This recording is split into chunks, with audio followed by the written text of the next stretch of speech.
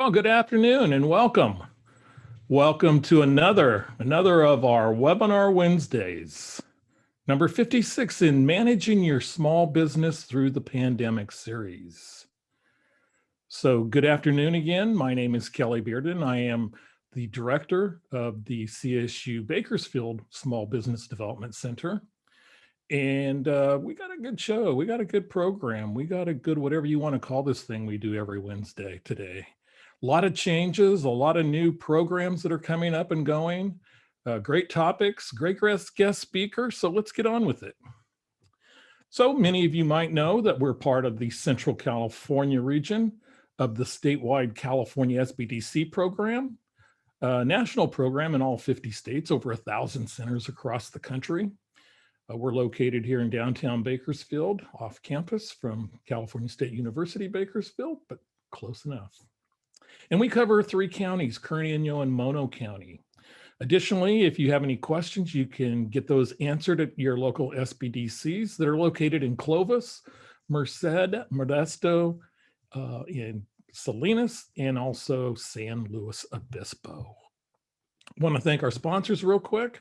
Without them, Webinar Wednesday would not be possible. So been doing Webinar Wednesday since 2013, January, and 56 in a row on pandemic relief programs, which there are a lot to talk about today. So what is up today? Today is Wednesday. Today, April 7th.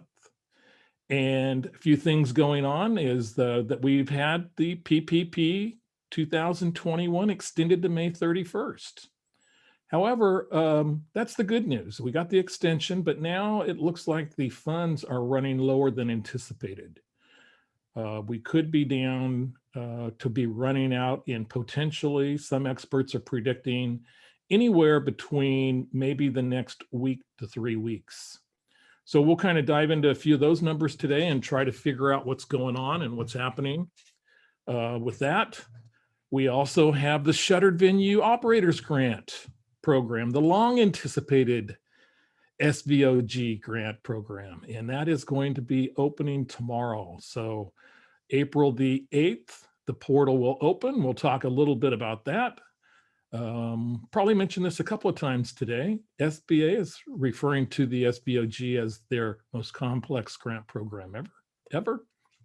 So maybe that's why it's taken so long to get opened up from December, when the funds were actually approved and appropriated. So, but that's exciting. We got shuttered venues that are hurting out there, and they're actually going to be able to start applying tomorrow.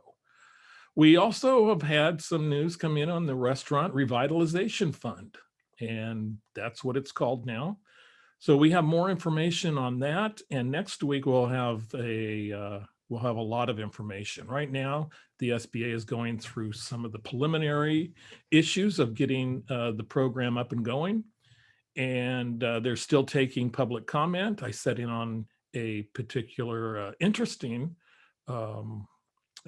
presentation out of Washington yesterday, and it was I really like the way this thing's headed, where it's going. So it's asking a lot of questions up front before they get it opened, and hopefully later this week we have a program. Our CSUB vaccination site, the only mass vaccination site in Bakersfield on the west side of town, is open, and there's details online. And right now, from what I hear, that there are more out of county residents who are actually being served rather than in county. So come on, Kern County, here's your chance. Here's your chance to get vaccinated. It is open. Get online, go to myturn.gov, apply through the Kern Public Health Services Department. And if you want a vaccination shot, there's your shot, pun intended. EIDL. Talked a little bit about EIDL loans and EIDL Advance. We also are going to have a guest speaker today. It's going to talk about the Ertc, the Employee Retention Tax Credit, the refundable credit. Not help next week. We have help this week, actually. I guess a little bit of a typo there. So also we have the California Relief Grant Program. We have around 6 remaining, and we have a lot of people who are being notified right now that have been waitlisted that they're being funded. So hopefully we'll get more information on that. Along with your questions today, please put those in the Q&A box. And also we'll do a poll today. So let's go to the polls. And the first poll is going to be very simple, around the lines of the California Relief Grant Program. Since there is a lot more money going out, maybe you've been notified after previously being waitlisted that you are now receiving funding.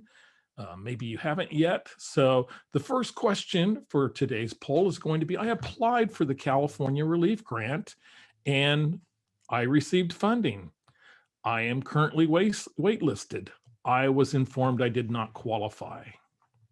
So generally, you were informed if you did not qualify, if you had one that was ineligible. For example, you had over 2.5 million in gross receipts for your business and applied anyway.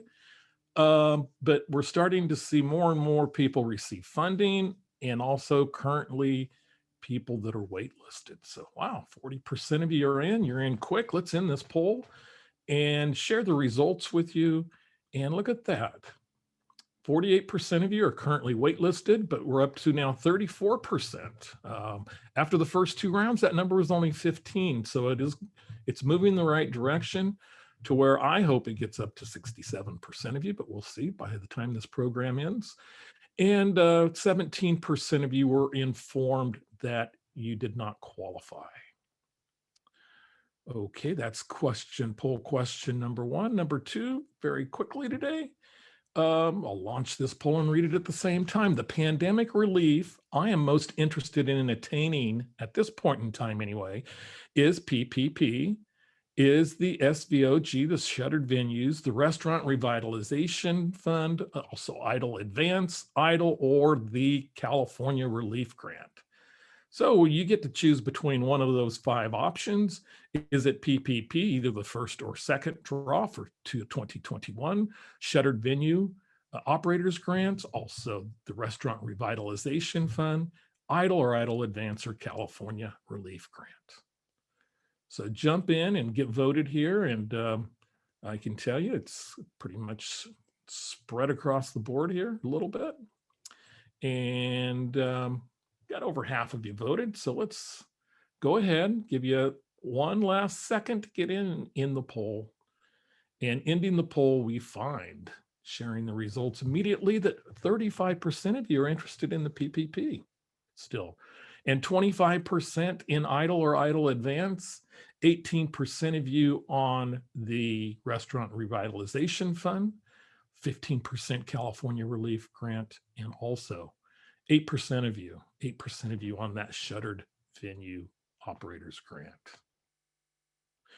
Okay, so thank you very much for participating. That's information that's very helpful for us moving forward, and also able to maybe adjust a little bit on the fly today about what we jump into. And you noticed I intentionally left off the ERTC on that. So we'll ask that and bring that in at another time, because we haven't been educated on that yet, and that's going to come later today. So some of the status and action that is required on the key stimulus. This is a weekly update that we put up here on the programs that are open. If you want a second draw of the PPP, that is now open, and we're encouraging you to contact your lender. Also, if it's the first draw, same thing. It's open, and contact your lender, and I would contact your lender very quickly. Also, venues is, as we know, the Shuttered Venue Operators Grant is opening tomorrow. And so we'll go over a little bit about that portal and a little bit of the in-depth stuff. And we're really pleased to announce also with the Shuttered Operators Venue, as we really see it as going more one-to-one, and really encourage you to sign up as an SBDC client and let us talk to you directly one-on-one. We really think that that's going to be the need, given the fact that with SBA not being able to talk to those that are applying after today, since it is one of their grant programs, It's kind of like getting an or excuse me, a PPP loan and not being able to talk to your bank. So we'll talk a little bit about that. In the California Relief Grant, we have um, basically one funding cycle if you're not in yet. If you're not in, there'll be funding cycle number 6 coming up, and it'll be for another 724 million. The last 724 million cycle just recently ended. We have a number on the Restaurant Revitalization Fund. It's 28.6 billion. Still going to be likely open between probably closer to the end of the month is what is what we hear on the street. No official date. We'll talk a lot about the employee retention tax credit. The EIDL loan program is open, and the EIDL Advance. We're getting some interesting feedback on the EIDL Advance. Let me jump into that right now. I've heard from a few individuals that they are running into issues potentially that they have been notified that they've been accepted, but their 2019 tax return is not on file. With most SBA lending programs, the SBA really believes you, but they still will ask you to sign a T4506 form, which is both an IRS and an SBA form that allows the SBA to see your tax transcripts. So they require that in order, and basically all SBA lending and have going back till probably back into the 90s when I think they started getting a lot of TurboTax or other software generated tax returns that were different from the ones that were being filed. So when they went to get a loan, they used a tax return, they filed a different one with the IRS. So those have been required for a long time. But what we're seeing is a lot of with the backlog is potentially, and I've heard this from multiple people this week, is that they're not being able to actually access that electronically because of a backlog at the IRS. So that's a potential problem that we are seeing with the EIDL Advance program. The City of Bakersfield Restart Loan to Grant program is still open. You can find out more information on the City of Bakersfield website, or you can go to accesspluscapital.com. Forgiveness is open, and we're starting to get closer to those first due dates, which is 10 months after your covered period. And the pandemic, actually unemployment insurance for independent contractors is open until September. Now, you'll notice something here is that I haven't updated this summary page. Generally, we've been looking and we've been counting the dollars each week as PPP money gets spent to try to determine and ascertain how long funds are going to last. And either last week or the week before, I had mentioned I thought it would last until maybe the first week in May, whereas other experts are saying now that they don't anticipate it lasting that long. And since they're expert and, technically I'm not, I'm going to believe them on this and say, really, time is of the essence on PPP. You need to really move and move quickly. This was the money. We had $211 billion spent as of last week. Some of the estimates that we're hearing is that there is between 20 and 30 billion that's in the pipeline, with a little thing we've been talking about, error codes or validation keys, depending on how you want to phrase it. So we only have an update online as far as there wasn't a 4.4 update. So it had been jumping at about 16 billion a week, and figured that would carry us into May. So what are our concerns with this now that we're seeing PPP? Well, I had mentioned just now that 20 to 30 appears to be tied with application with funding errors. I believe the SBA has came out and said that those are in and they will account for those monies until they get their problem fixed. So right there disappears another 20 or 30 billion dollars out of the program. So again, the experts are saying, this is one expert I heard, he said 10 to 20 days, a week to 3 weeks. So if you go the very end of that particular cycle, we're looking at April the 27th. There's been a big push now for Congress, or there's starting to be a big push. It really hasn't started yet. You're going to start hearing about it, where Congress is going to need to appropriate additional funds for the program. And, a lot has happened in the last month or 6 weeks of the PPP. President Biden came out on the third week of February and had some ideas for some changes. These changes really weren't fully implemented until March 3rd.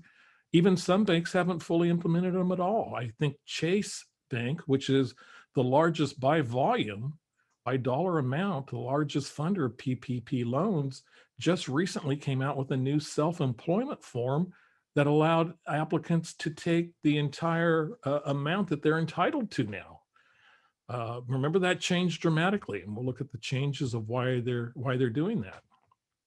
So there's going to be a push that I believe is going to happen where advocates are going to be advocating to members of Congress. And remember, this passed through the PPP part of this program, the most recent one through Congress, passed by a vote of 415 to 3 in the House. So also advocates are now trying and they're seeking to make the Schedule C changes retroactive. So again, if you filed for PPP second draw when it opened and you were a sole proprietor, you had to go off of net income.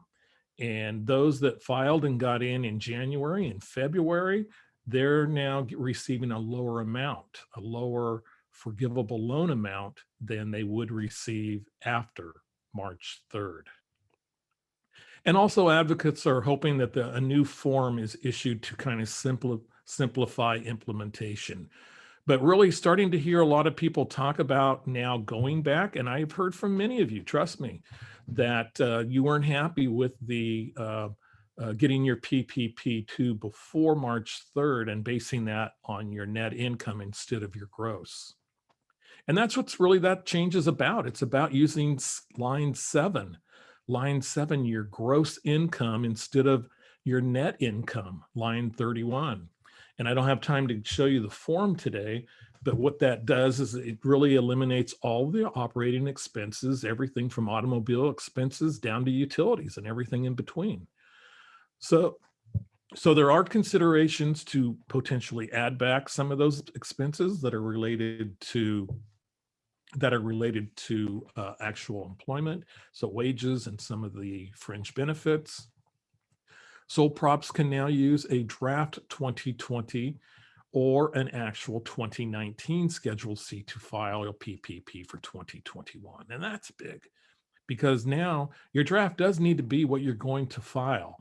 But I believe they're starting to recognize what we had talked about a little bit earlier with EIDL Advance, that there is a time delay and there are timing issues in getting your tax returns actually posted. Now, I cannot stress enough, and I maybe stress too much, that if you do go to a bank and use a draft 2020, make sure that is going to be accurate and what you file with your actual taxes, or you could be getting a knock on the door later down the road. So some of our opportunities, the last few weeks, we've been talking about getting money out to our smallest and neediest businesses, many of those in minority communities. Brown and Black businesses have been underrepresented in this program. I think I've mentioned that throughout most of the summer, occasionally anyway. But now is really the chance to get it really down to some of those individuals. But also, there's a lot of ways that other businesses that are sole props can benefit, such as if you're a sole prop and you do a little tax planning. I think there may be a few accountants out there today. If you do a little tax counting, or tax planning, your accountant is looking to try to beat down that number. It's, you're entitled to pay as little tax by law as you incur, as you are rightfully to pay. So in doing that tax planning, certain people might buy certain assets in December or other strategies that they implement that drive down that line 31. Now, if they could have gone off of line 7, they could have received the full amount of a PPP for a business owner that is $20,833. Also, there's been some extraordinary items and also those that had student default, which have kicked people out of SBA lending programs for years. Or also, if you've had former fraud convictions, you have other options as well. Again, 60% has to go for payroll. In those cases where sole props with no employees, for example, and you get the maximum, it can all go for employees. I'm sure our guest today is going to talk about some of the strategies that you might want to employ for using PPP and using 60% of that on the button, but we'll get to that later. So also there's other eligible expenses. The 24-week covered period is in most cases the optimum way to go. And of course, you had to demonstrate the 25% drop. Okay, so shuttered venues. We're kind of looking at the slide that we've looked at probably since about, if you've been here every week, since about January. It's been going on for quite a while. This has not changed, this information on the slide. There's still going to be priority offerings. Again, I really just want to stress that we do have a few either local or in our Central California region. We do have some what I consider to be an expert on this particular program. I consider myself only a quasi-expert. There's people that know more about it, and I can actually get you access to those individuals, hopefully as well. But, and oftentimes I think that maybe we can sit down and answer this one-on-one. So, but some of the things that are changing and some of the things we all along have had you get a DUNS and a SAM registration, and also to look at the average number of qualifying employees. These are in the frequently asked questions. The SBA has done an excellent job, I think, in providing frequently asked questions, although I think it's something like 50 pages now, and it's very cumbersome to read and to find out exactly what you need. But determine the average number of employees. They have a formula for that now. In the essence of time, we won't go through it. And then there's also being able to document that gross revenue change from 2019 to 2020. And then also some of the other things that you might need to prove that you are actually eligible for the grant. As we mentioned, some of the very latest on this, the portal opens tomorrow. If you go into the chat, you'll find the link for that. So the application link is in the portal, and there's a number of other good items for you in the chat section of today's chat box. So go in there, and there's various items for you. One will be that application. One will be a link to the frequently asked questions. Again, I mentioned SBA cannot discuss with applicants. This is considered a grant. I believe the SBA did an excellent job of making the PPP forgivable loan. A forgivable loan is not a grant, technically. The EIDL Advance, some would say that's a grant, but it's not a grant. It's an EIDL Advance. But this program is a grant, and it is kind of going through the same federal guidelines of all grants, which is a little bit cumbersome. So again, maybe one-on-one consulting is the best option that you have for this, for those of you that are going to apply. Some of the eligibility requirements: you had to be in business by February 29th, 2020. You have to prove that you were in operations at that time, either articles of incorporation, tax, financial statements, other stuff like that. If more than 10% of your revenue comes from a government entity, you're not eligible. Also interesting, if you actually receive an SVOG grant larger, and I know I'm being a little redundant with the grant part, but if you receive an SVOG larger than $750,000, you're going to be required to provide audited financial statements. Some of the other latest is they will accept your applications on a rolling basis until funds are expired. They expect funds to run out. They plan to go back to Congress and to try to lobby or at least ask for more funds.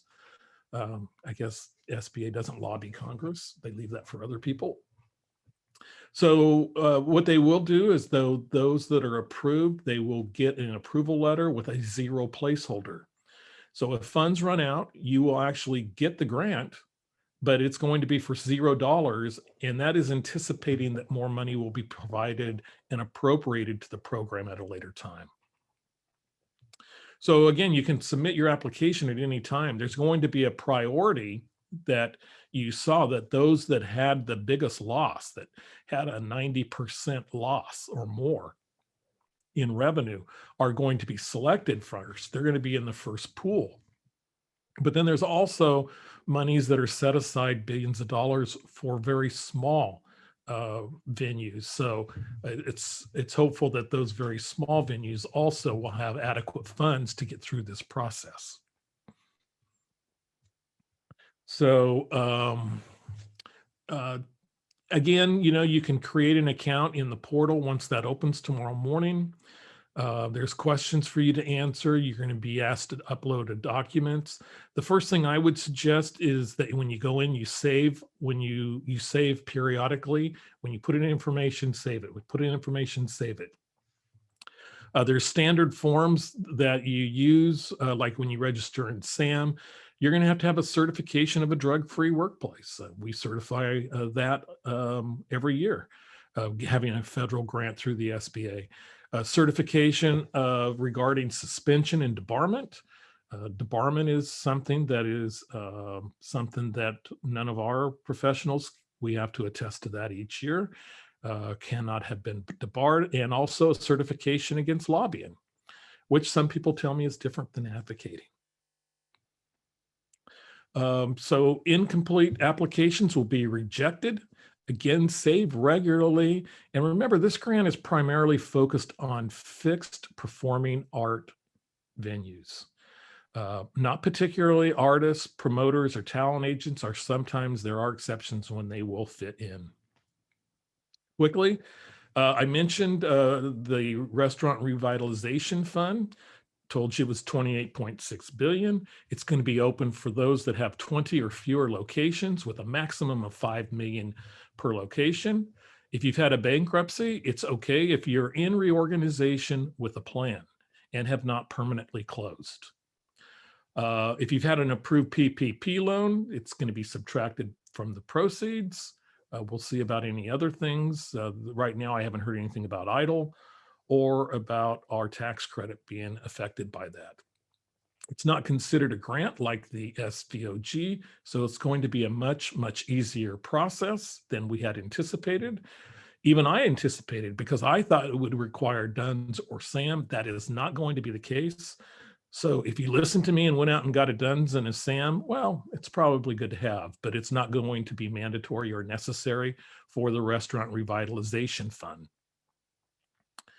So the app platform is going to be located at restaurants.sba.gov. Do not go there today. It is not open. There will be priority groups that are both underserved and also, I believe it's, well, we'll get into that next week as we cover this much, much, much more next week. The round 6 we mentioned of the California Relief Grant Program is coming up. Also, I mentioned the issues that are happening with the targeted EIDL Advance program and some of the things that we're seeing, and maybe we can discuss this in a little more detail next week, or also in our other webinar that we do with the Kern County Black and Hispanic Chambers of Commerce. We're going to be bringing back our EIDL expert as he missed the last one due to a conflict or emergency. So we'll get into EIDL Advance later. And also I did receive a question on the EIDL payment deferral, and I'm answering it in kind of an official way.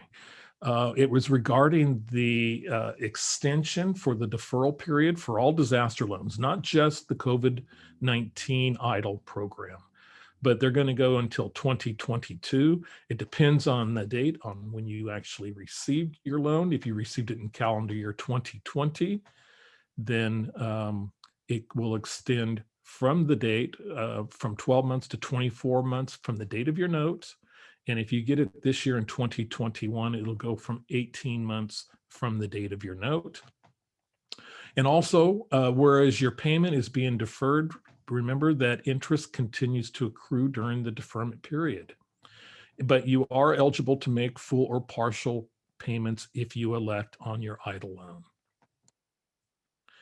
Okay. The Employment Retention Tax Credit, a topic that we've talked a lot about and really gave no details over the last several weeks, and really became a real player in the pandemic relief programs with the Economic Act signed into law in December of 2020. And so now I'm going to introduce our guest speaker, and I'm going to stop my share while I do this, but Michael Stevenson, and let him pull up his presentation. He's our guest speaker, and he's a Bakersfield native with over a decade experience in public accounting.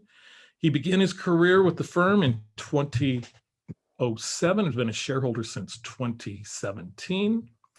As a certified public accountant specializing in taxation, compliance, and tax planning, graduate of Cal Poly San Luis Obispo, a member of the California Society of Certified Public Accountants, currently serves as president of the local Bakersfield Chamber. He's very active in our community, our campus community at CSU Bakersfield with the Accounting and Advisory Group, and speaks to a number of our accounting classes. He enjoys power sports and camping. I like to talk about the fun stuff. It's really the best part of the bio. And spending time with his wife and 3 children. Michael, it's great to have you here. Thank you for being here, and take it away. My pleasure, Kelly. I appreciate you having me. So we're going to see if we can't change the allocation of who wants to know about what. These ERCs are going to be, they're pretty substantial. So as we go through them, they're fairly simple in concept, but when you get into the details, they get to be pretty complicated. And just a disclaimer up front, anything we talk about today can't be used by anybody on the call for the purposes of avoiding penalties before the IRS, and isn't intended to be tax advice for any one person here. Having said that, please let me know if you have any questions. Let's go ahead and get started. We have a few things we're going to talk about. First, we're going to talk about what are the employee retention credits. We're going to talk about who is eligible for employee retention credits. And then we're going to get into how we calculate them. We're going to talk about what some of the eligible expenditures are, how these integrate with the other credits, and specifically the PPP loans. And we're going to walk through a very, very simple calculation just to give everybody an idea as to how it works. So the employee retention credits were originally created with the original CARES Act in March of 2020. These were determined to be credits based upon wages paid for struggling businesses. Unfortunately, you weren't eligible for an ERC if you were an eligible business that took a PPP loan. Okay, so most people took the PPP loan because it was substantially better than the employee retention credits, as these credits were limited to 50% of your wages, up to $10,000, and $5,000 per employee. They were also only eligible in 2020. So they were out there, not many people paid attention to them, and they weren't as big of a deal because the PPP was much, much better. Now, come December of 2020, that tax law we had passed right at the end of 2020 did a couple things that significantly improved these credits. The first thing was they removed the PPP limitation. So you can now claim an employee retention credit even if you got a PPP loan, which is fantastic. So that opens that up to a lot more people. That law also went through and expanded the availability of the ERCs into 2021 and enhanced it, where for 2020, you're only eligible on 50% of wages up to $10,000. So it's a $5,000 cap per employee for the 2020 year. For 2021, we now have a credit that's based on 70% of wages up to $10,000 and $7,000 per quarter. So we've gone from potentially a $5,000 credit per employee in 2020 to a $28,000 credit per employee in 2021 if you meet the criteria for all 4 quarters.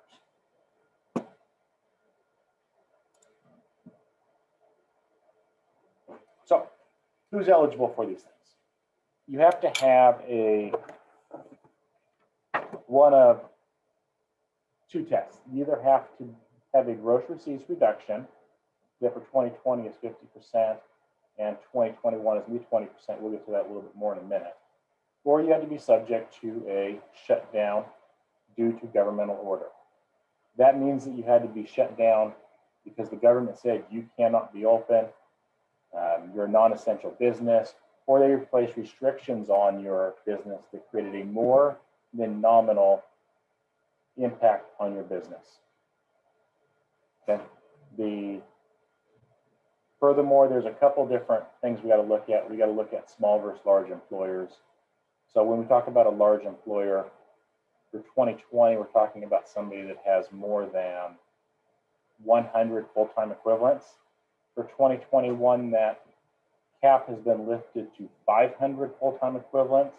So a lot more people are going to qualify as a small employer in 2021. And when we get into this a little bit more, you'll understand why that becomes important. Okay. So first, talking about the gross receipts reduction in order to qualify for this thing.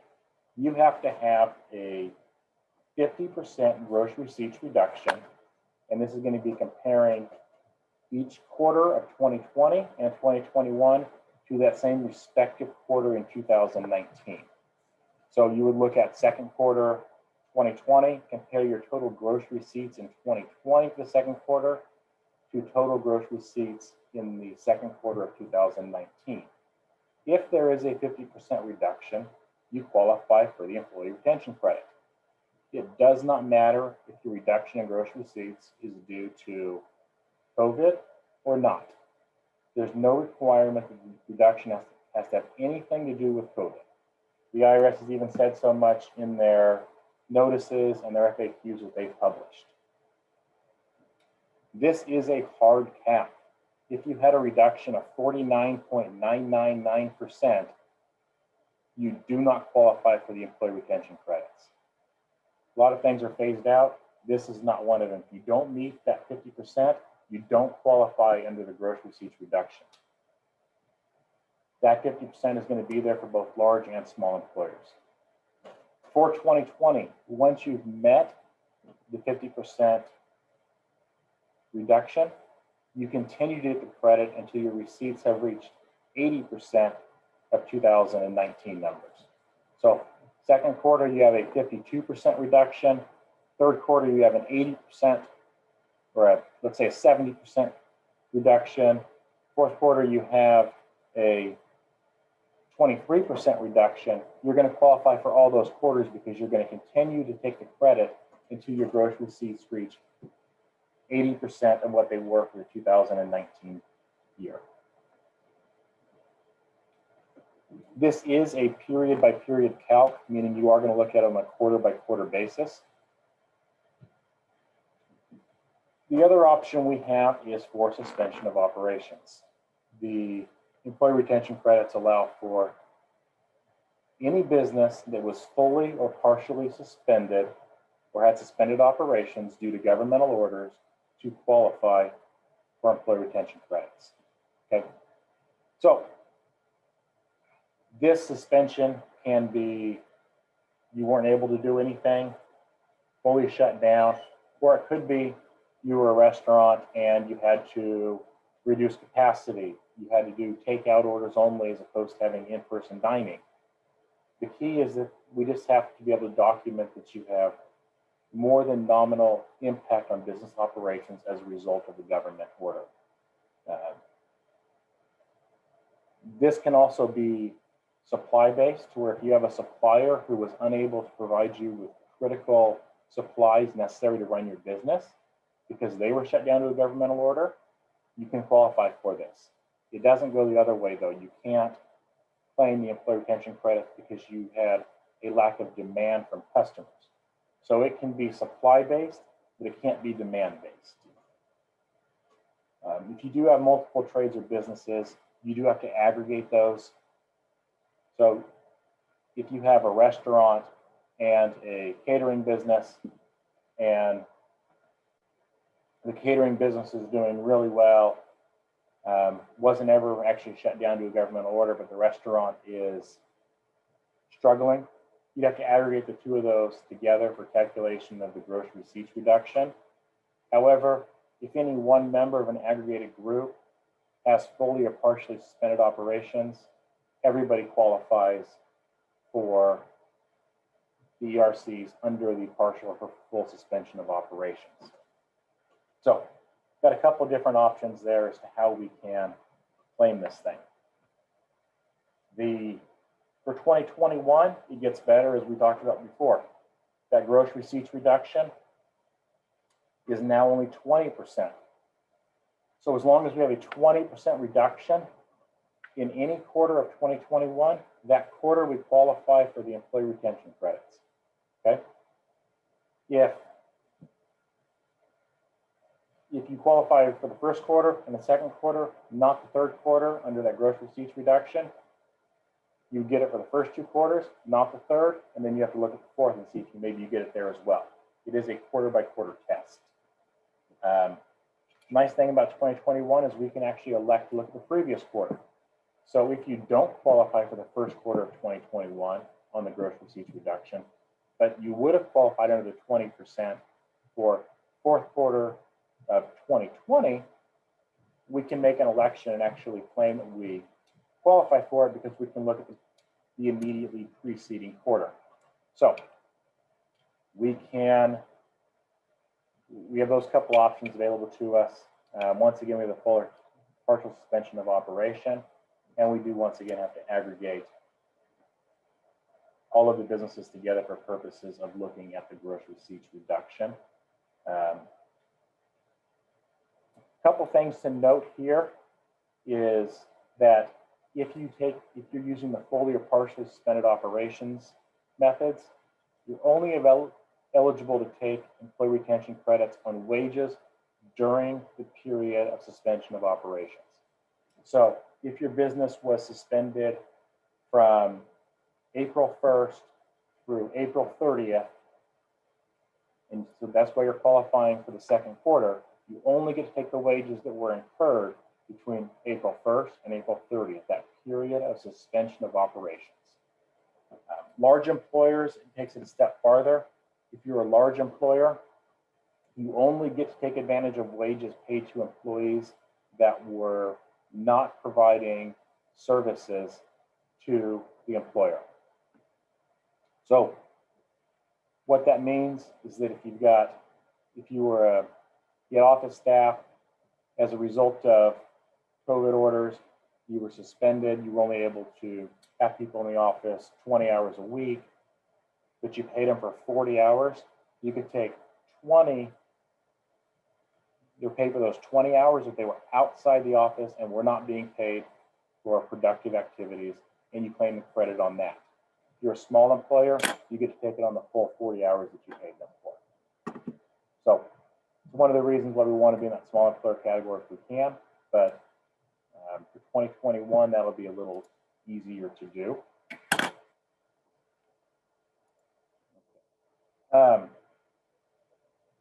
What are wages?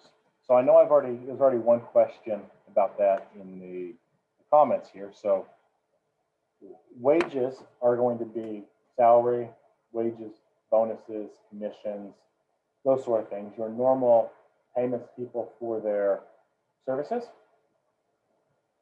That will all qualify as wages, whether you're a small or large employer. The one difference is going to be if you're a small employer, vacation and sick pay, you can include that in the wages you pay to the employee. If you're a large employer, you cannot include vacation and sick pay because that isn't a payment for their services. It is a payment of accrued time they have that belongs to the employee. Both large and small employers can take advantage of employer paid health insurance, and we can take advantage of wages paid to professional employment organizations or third-party payers that are paying somebody on our behalf. But there is a mechanism for those PEO organizations to go through and claim the credit on behalf of the people on which they're withholding wages.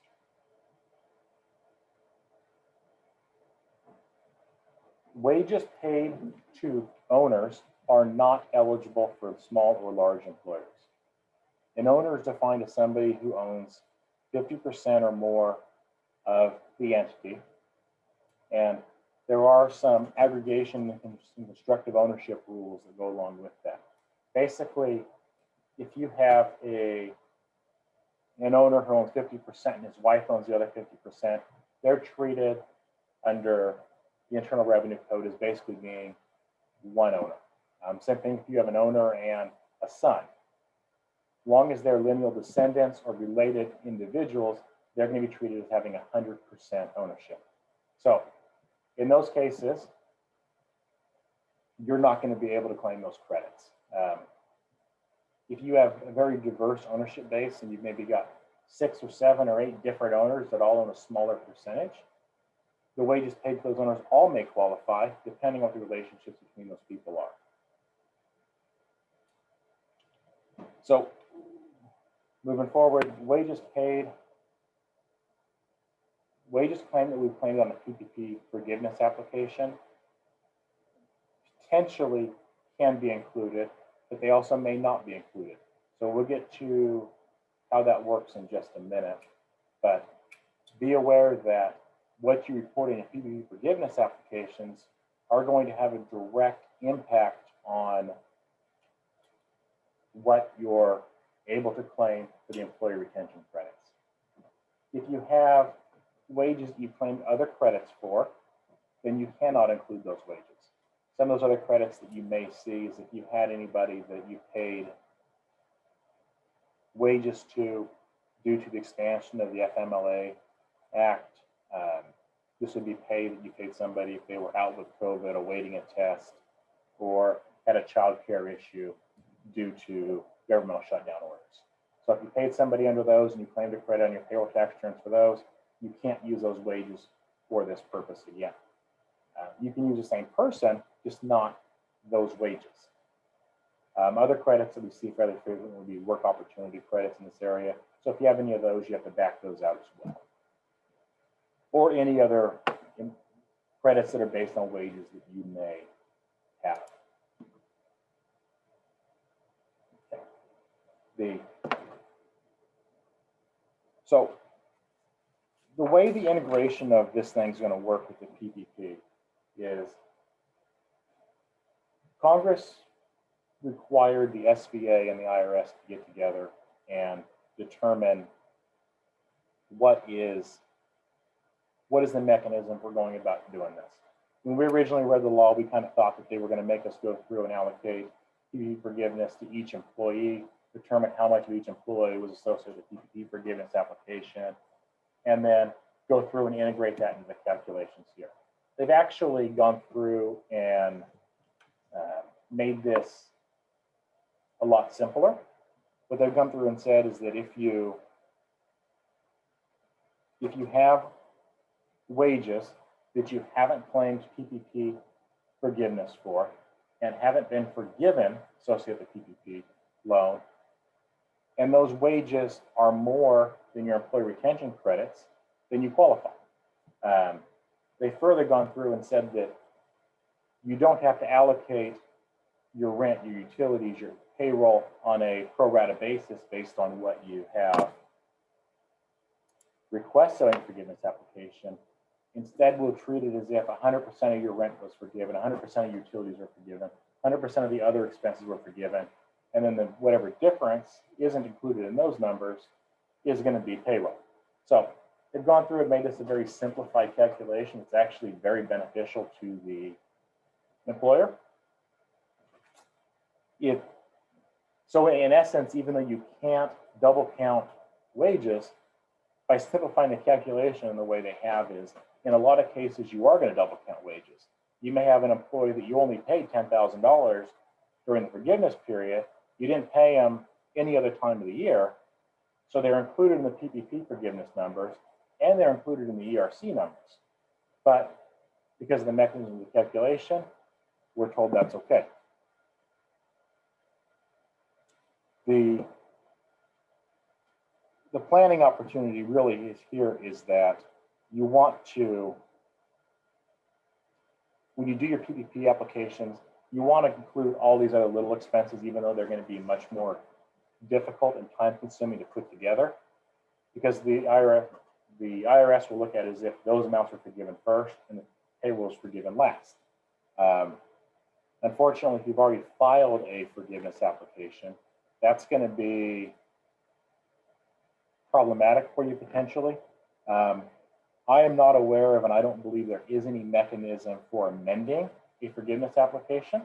So if you have filed already, you may be in a position, if you didn't go through and claim the rent and the other expenses on your forgiveness application, where you may have a reduced employee retention credit as a result of that. Going forward, I'd urge each of you to include everything that's forgivable on that application, even if it requires more work. The banks have been telling people, oh, just include the wages, it's the easy part, makes it easier to do the application. Well, that's true, but it potentially limits you on some of these credits. So these credits, we talk about integration to PPP. One thing I want to point out is that as we're looking at these, we're seeing that the employee retention credits can be 2 to 3 times or more what your PPP loans were. So we looked at one yesterday that is likely to qualify for all 4 quarters of 2021. They will not qualify for 2020 because they're a large employer, but we're looking at a credit in the range of $8 million for 2021, spread out $2 million per quarter. So these can be hugely impactful credits. Often they're much more than the PPP loans were. And as Kelly said earlier, they are fully refundable. I should say they're not necessarily 100% fully refundable. The way the calculation works out, that they actually come out to where you get every dollar back, whether it's a reduction of tax or it's a refundable credit. But in working through the numbers, if we have a PPP loan for $500,000, we have rent of $75,000, we have utilities of $120,000, and payroll of $1 million to be requested PPP forgiveness on. The way that'll work on the application is we'll take the $75,000 as being forgiven, the $120,000 as being forgiven, and the balance will become this $305,000. This will be the wages that were deemed to be forgiven in the PPP program for our total forgiveness of $500,000. Okay, we come down, we look at our ERCs and we determine that we have $1,250,000 in wages eligible for the qualifying period. Of that, the total wage is limited to $10,000 per employee, or say $875. The difference between these two is $375. These are the wages we aren't going to claim the ERC for. As long as that number is greater than our PPP forgiveness number, 305 here, we do not have a reduction in forgiveness. If this number was say 300,000, we would have a $5,000 reduction in the wages we can claim as a result of the PPP forgiveness. So in this case, no reduction. We come down, our allowable wages for the credit are $875. Total credit amount is 50% of that for 2020, or a $437,500 credit. It is fully refundable to the taxpayer. And that's where we end up. So these can be very, very complicated when you get in the details. The generalities are fairly pretty simple. And like I said, they're going to be big numbers. We're probably talking about nationwide 2 to 3, potentially more $1 trillion in credits that are going to be claimed on these. We're seeing roughly 70% of people are probably going to qualify. So even if you don't think you qualify, it's worth taking a look at because they can be big, big dollars. The other thing is that nobody knows what's going to happen in 2021. So the reality is that you may qualify in 2021, even if you don't necessarily think you're going to be, or you may want to look at doing some planning on how you operate your business in 2021. It may have a direct impact on gross receipts could enable you to take this credit. So, go through here. There's my contact info. If anybody has any questions, feel free to reach out to me. Happy to talk to you about it and kind of walk through your specific questions in more detail. And I think we've got some Q&A here too. Kelly, you're welcome to jump in. Michael, I'll jump in and I'll ask you a few questions in the box and see if you can answer those for us. Okay. So the first one is a corporate officer owns 100% of business and has son working for him. Is the officer eligible for ERTC, but and also his son's compensation? No, most likely not.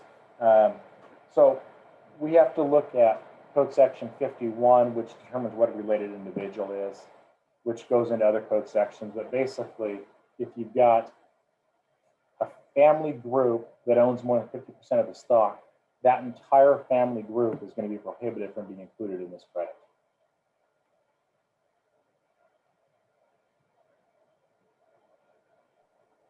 Okay, next question. Do nonprofits qualify as well? Nonprofits do qualify as well.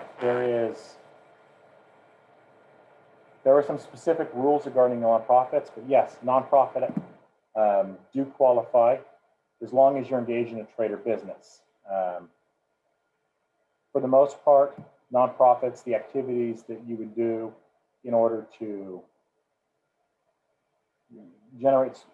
give services to the public, or to say the museum to maintain the grounds, things like that would be considered trade or business. So those will qualify. There are some restrictions on that. But what's not going to qualify is if you're not engaged in trade or business. Say you have a household employee, you have a nanny or housekeeper or something like that.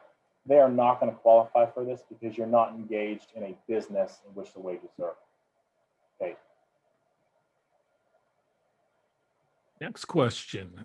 Okay, we have a sole proprietor with a total of 2 employees with one who is related to the owner. Is the related employee's wages eligible for ERC? It's going to be based on the relationship. I don't know what the relationship there is.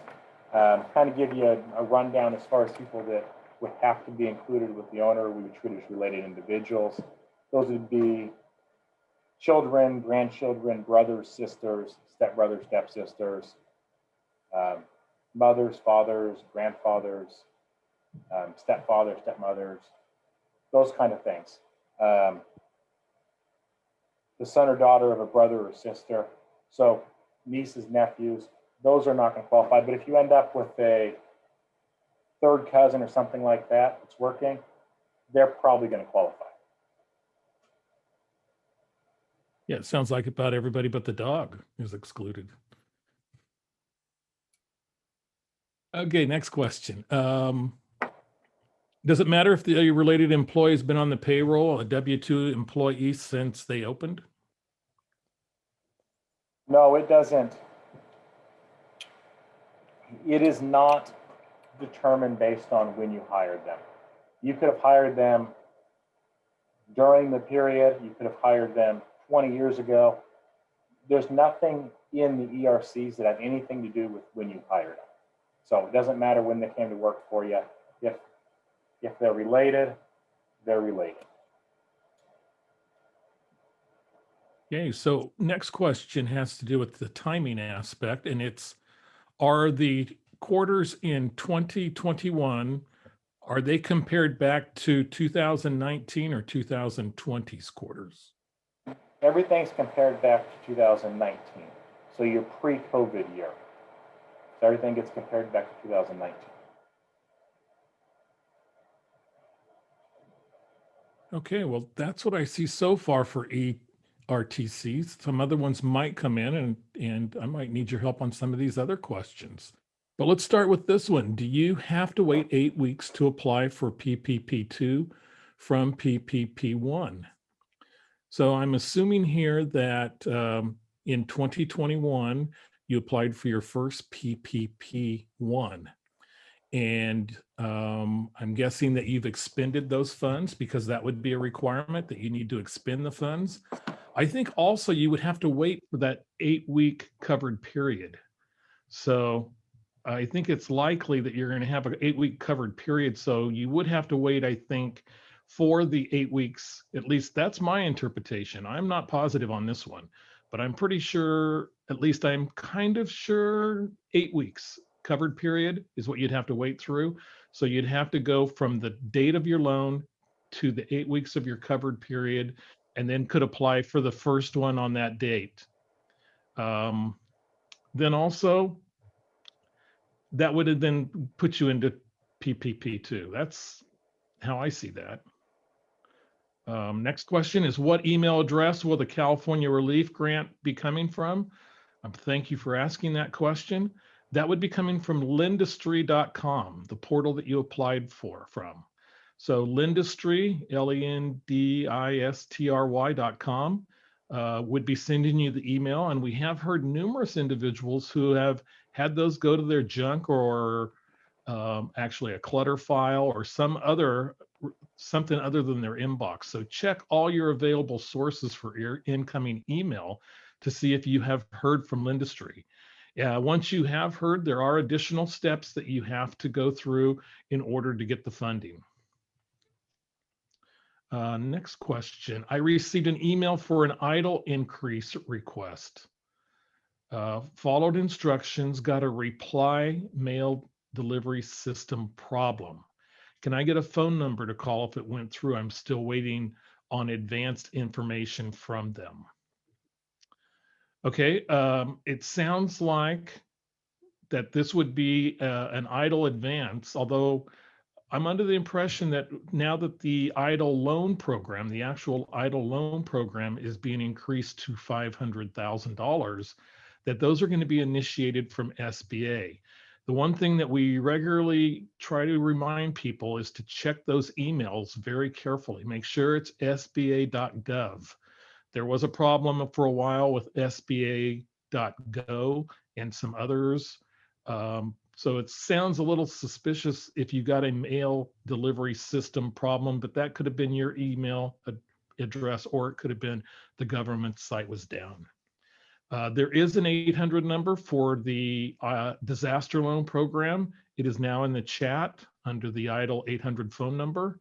So if you go to the chat, you can find that number, and I would call that number relatively soon, if not immediately. Okay. Let's see, next question. And that would be this one. Is the taxable loan, is the forgivable loan taxable for 2020? Loan was forgiven in December 2020. So I'm assuming that was a PPP from 2020. And yes, with the Economic Aid Act signed into law on December 27th, 2020, made that loan non-taxable. Now, it meant also that the proceeds of the loan were non-taxable, so you did not consider that gross income. But it also meant that your deductions were allowed as proper deductions. So there's kind of a double benefit there. Now, a lot of the taxability for other programs, be it local programs or other, there's not really any guidance out there that suggests that those programs are not taxable.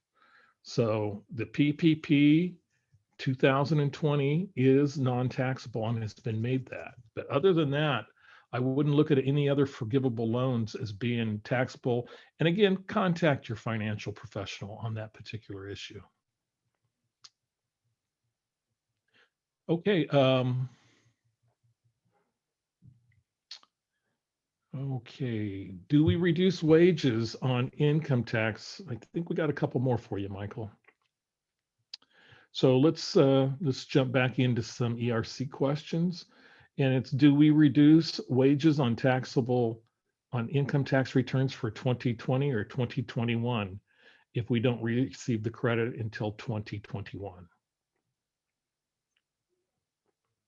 So just to go through that one more time, and you're on mute, is that do we receive or reduce wages on income tax return in 2020 or 2021 if you get the credit in 2021? This is going to depend on whether or not you're a cash basis or an accrual basis taxpayer. If you're a cash basis taxpayer, you're going to basically do the wage reduction when you receive the funds. If you're an accrual basis taxpayer, you're going to do it upon the period in which it relates, and you'll book the receivable. So depending on how you're set up is going to depend on how you do that. Great. That even made sense to me.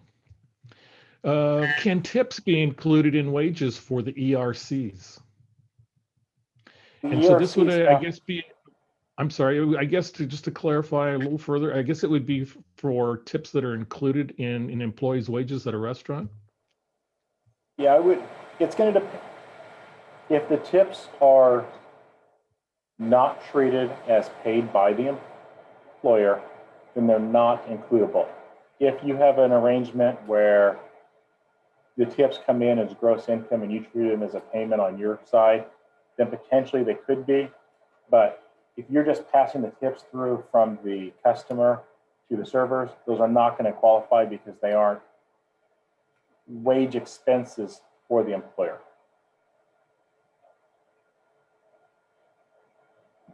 Okay, great.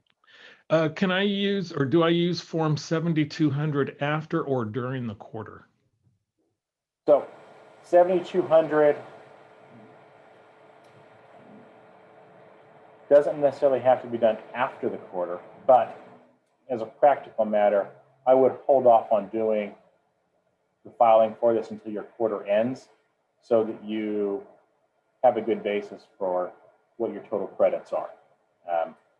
Would hate for somebody to do this 9 weeks into a quarter, and then you end up hiring somebody else that has an additional credit for some portion thereof. So for practical matters, you're going to wait till after the quarters are done before you claim the credits, whether that's on 7200 or on an amended or an originally filed Form 941. Okay. Has California decided whether PPP1 that was made in 2020, the funds used can be deducted as an expense? So is it consistent? Do you know, Michael, is it consistent with federal law? At least if it can be, I had the impression that, okay, but is it included in gross receipts and then you're allowed to take the expenses out that way? No, California's gone through and basically said that that you have to reduce the expenses for which you received the PPP forgiveness. California came out and said, hey, we want to comply to the feds. We're going to look at complying in some manner. They've thrown around maybe 150,000 as being excluded from income, but they haven't actually done anything. So I'd be surprised if we see any movement on that before midsummer, to be honest with you. And however, if you're an individual, a partnership, or a proprietor, and you have gotten the PPP forgiven as a result of owner's income, as long as that income is paid out to the owner, there's no deduction for California to offset. So those would be non-taxable for California in essence. But if they were used to offset other expenses, you're going to have to wait for California guidance. Okay, last question. If we had delayed shipments from vendors last year, how do we calculate for the ERTC? So it's going to be the ERTC's employee retention credits, they're going to be very facts and circumstance based. So you're going to have to identify what all the facts and circumstances about the shipment are, identify, did that result in a more than nominal impact on the business? If the answer is yes, you can qualify for the period in which the business had a more than nominal effect of not receiving those shipments. But it's not a black and white answer. There's a lot of gray area here, and you're gonna have to almost look at it and study it and determine what can we support and how are we going to support that? Okay, well, that wraps up the questions. Well, Michael, thank you for joining us and shedding some light on this wonderful tax credit, and bountiful, I might add, it sounds like. Yeah, they're going to be huge. Yeah, so there you know. Before you didn't know they were going to be this big, now you know. So take advantage of it, please. So I'd like to thank everybody out there for joining us. We will be back again next week. We will be back with good number, 57. I'm not anticipating a guest next week, but you never know. We're going to look at the SVOC. We're going to look at the restaurant and do other things like that. But thank you to Michael Stevenson. Appreciate all the support, Michael, and all the help on the particular issue and that program that I've been talking about forever. And we're out of here. So thank you again. We'll see you next week. Goodbye, everyone.